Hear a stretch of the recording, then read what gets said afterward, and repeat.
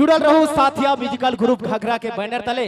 आप सभी का हार्दिक हार्दिक अभिनंदन, वेलकम, स्वागतम करती है।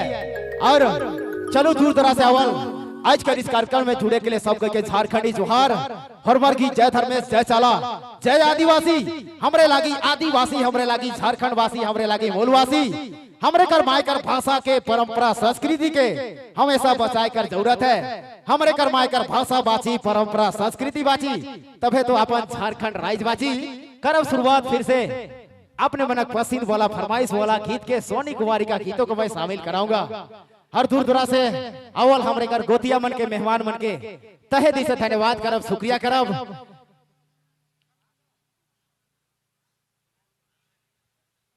और जितने भी हमारे कैमरामैन भाई लोग को भी तहे दिल से धन्यवाद। आज वाला यात्रा का चिंगरी का इस प्रोग्राम का पूरा आप लोग कैप्चर कीजिएगा और यूट्यूब के माध्यम से पूरा देश दुनिया में फैलाइएगा।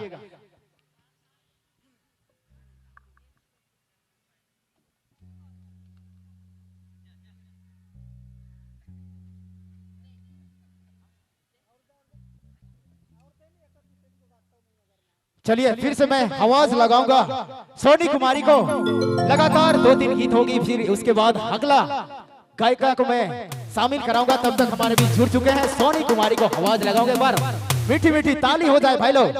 चलिए सोनी जी।